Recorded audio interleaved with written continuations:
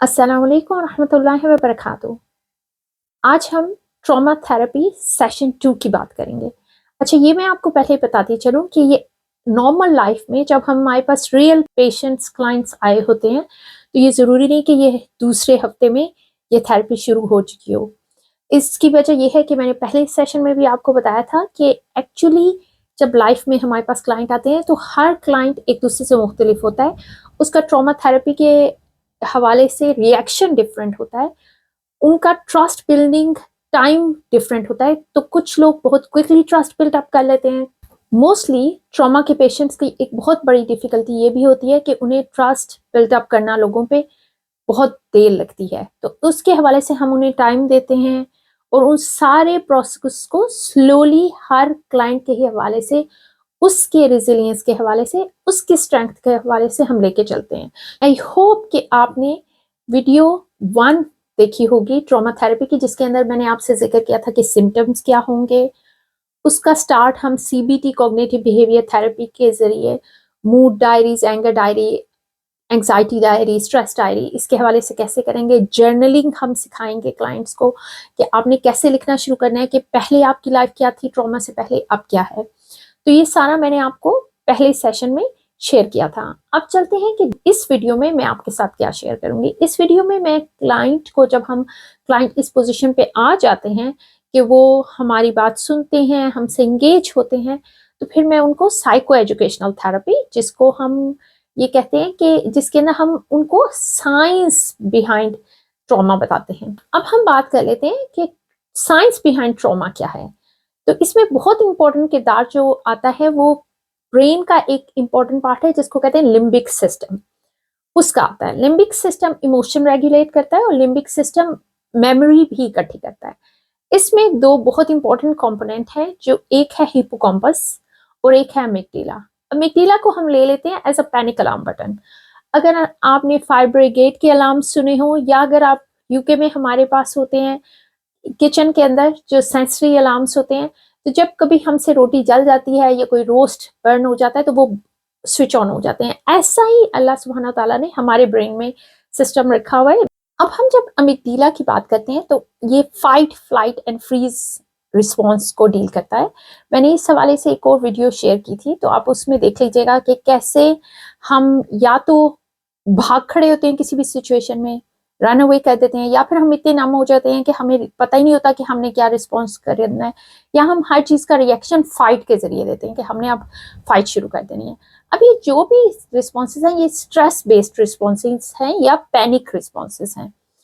ये वो रिस्पॉन्सेज हैं जो हिपोकैम्पस यानी हमारी मेमोरी जो हमें बताती है उसके रिएक्शन पे होते हैं।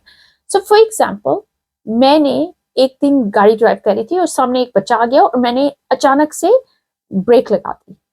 वो मेमोरी ब्रेन ने ले ली। नेक्स्ट टाइम मैं फिर उसी सड़क पे गई और अब कोई बच्चा नहीं आया सामने, लेकिन मेरी मेमोरी ने मुझे ये कहा कि यहाँ पे बच्चा आ सकता है, तो मैं बहुत कॉन्शियस होके वहां से चली।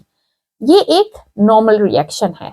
लेकिन अगर ट्रॉमा होता, अल्लाह ना करे कि किसी इंसान का वहां पे एक्सीडेंट हो गया बहुत सवेरे उसी जंक्शन पे, नेक्स्ट टाइम जब वो वहां पे जाएंगे तो उनका fight, flight and freeze reaction on हो चुका होगा। उनका जो अमिगडाला रिस्पॉन्सेज है, पैनिक रिस्पॉन्सेज है, वो ऑन हो चुके होंगे। हिपोकैम्पस जो ब्रेन की मेमोरी का पार्ट है, वो उनको बताएगा कि लास्ट टाइम याद है तुम्हारी गाड़ी का एक्सीडेंट हो गया था, तुम्हारी गाड़ी पूरी राइट ऑफ हो गई थी, टूट गई थी, हो सकता है किसी का नुकसान भी हुआ, जानी या जो भी माली नुकसान हुआ, वो सारी मेमोरीज आना शुरू हो जाएंगी। तो या तो अब वो वहां उस जंक्शन की जगह किसी और जंक्शन पे एग्जिट कर लेंगे, या फिर वहां पे वो गाड़ी को रोक देंगे और उनसे चलाया ही नहीं जाएगा, या वो वही शेकीनेस, वही शिवर, वही ट्रेम्बलिंग, वही लैक ऑफ कॉन्फिडेंस, वही हार्ट पल्पिटेशन, या वही स्वेटिंग, पसीने जो आ रहे हैं, वो सारे वही सारी चीजें शुरू हो जाएंगी जो लास्ट एक्सीडेंट में उन्हें गो थ्रू हुए थे। इसमें जो सेंसरी रिस्पॉन्सेज हैं वो बहुत इंपॉर्टेंट है। सेंसरी रिस्पॉन्स स्मेल हो सकता है, साइट हो सकता है, टेस्ट हो सकता है, साउंड हो सकता है। तो मुझे प्लेन की आवाज जो डरा देती है, या मुझे एक खास गाड़ी का इंजन या हॉर्न जो है वो मुझे डरा देता है, या इंसान के फुट स्टेप जब वो आ रहा है घर में तो मुझे बता रहा है कि ये मुझे क्या बता रहे हैं ये फुटस्टेप के, आने वाला मुझे मारेगा, मुझे पे तशद्दुद करेगा, या आने वाला मुझे बहुत अप्रिशिएट करेगा। उस फुटस्टेप से भी इवन जो डोमेस्टिक अब्यूज के विक्टिम्स होते हैं वो बताते हैं कि हमें फुटस्टेप से ही वो दोबारा से मेमोरी रिकॉल होना शुरू हो जाती थी, हमारे हार्ट बीट तेज हो जाती थी, हमारे पसीने छूटने लग जाते थे। तो ये सारे सेंसरी रिस्पॉन्सेज हैं। अब इसमें एक चीज जो होती है वो है रियल रिस्पॉन्स, ठीक है, रियल थ्रेट जो है। सो एक है जो वाकई हमारे साथ कुछ हुआ है, रियल थ्रेट है, यानी एक्सीडेंट वाकई हो गया है, और एक ये है कि मेरा ट्रिगर्ड रिस्पॉन्स है कि मैं उस जंक्शन पे गई और मुझे यूं लगा कि ये तो फिर दोबारा से एक्सीडेंट हो जाएगा, फिर दोबारा से लॉरी पीछे आ जाएगी, फिर दोबारा से ट्रक वापस आ जाएगा। तो मेरा जो अब रिस्पॉन्स है वो ट्रिगर्ड रिस्पॉन्स है, वो ओरिजिनल रिस्पॉन्स नहीं है। आपकी सेंसरी इंफॉर्मेशन जो हमने गैदर की थी वो मुझे बता रही है कि वो हॉर्न जो है मुझे डरा रहा है, वो बॉडी की जो शक्ल थी उस लॉरी की उससे मुझे डर लग रहा है, जो मुझे उस तरह के बड़ा कोई भी ट्रक या लॉरी आएगी तो मेरा हार्ट पल्पिटेशन हाई हो जाएगा। सो ये वो सेंसरी इंफॉर्मेशन है जो हम गैदर करते हैं ओवर द टाइम, और फिर ये उस फोल्डर में आहिस्ता आहिस्ता रखी जाती है, जैसे पेज के ऊपर पेज होगा उस तरह एक इंफॉर्मेशन दूसरे के ऊपर रखी जाएगी और वो फिर मेमोरीज फॉर लास्टिंग बन जाती हैं। अच्छा, इसके अंदर एक बहुत इंपॉर्टेंट चीज ये भी होती है ट्रॉमा के अंदर कि एक ट्रॉमा जो एक्चुअल एक्सीडेंट लाइफ में हुआ होता है, बहुत डिस्ट्रेसफुल इंसिडेंट हुआ होता है, और उसके बाद में बहुत सारे जो ट्रिगर्ड रिस्पॉन्सेज होते हैं वो ऐसे होते हैं कि जैसे स्मॉल सिचुएशन है और लार्ज रिएक्शन है। तो ये वो ट्रिगर्ड इंफॉर्मेशन, ट्रिगर्ड रिएक्शंस जो हैं वो बिग लेवल पे होना शुरू हो जाते हैं। तो अगर ऐसा कुछ भी हो रहा है तो हमें क्लाइंट को हम फिर समझाते हैं कि ये क्यों हो रहा है। ये सारा सेशन जो होता है वो चाहे वो सेशन डे 2 पे हो या सेशन हो जो जिस लेवल पे भी, जब भी क्लाइंट हमसे मिले हम उनको ये सारा कुछ समझाते हैं कि ये क्यों हो रहा है, साइंस इसके पीछे क्या है, ताकि उनको ये समझना आ जाए। इसमें सबसे अहम चीज जो हम क्लाइंट को समझाते हैं वो ये कि आप एबनॉर्मल नहीं फील कर रहे, ये बहुत नॉर्मल है जो आप फील कर रहे हैं, और आप जो फील कर रहे हैं इससे वो लोग भी गुजरे हुए हैं, सो आप अकेले नहीं है। तो वो जो फीलिंग ऑफ आइसोलेशन और लोनलीनेस हो रही होती है कि शायद ये मेरे साथ ही हो रहा है, वो उनको पता चल जाता है कि ये ऐसा उन्हीं के साथ नहीं है। और ऑल्सो एक और बहुत इंपॉर्टेंट चीज जो होती है वो ये कि उनको ये फील होना शुरू हो जाता है कि कोई एबनॉर्मल नहीं है, ये एक नॉर्मेलिटी है, ट्रॉमा का रिस्पॉन्स नॉर्मल सिचुएशन में।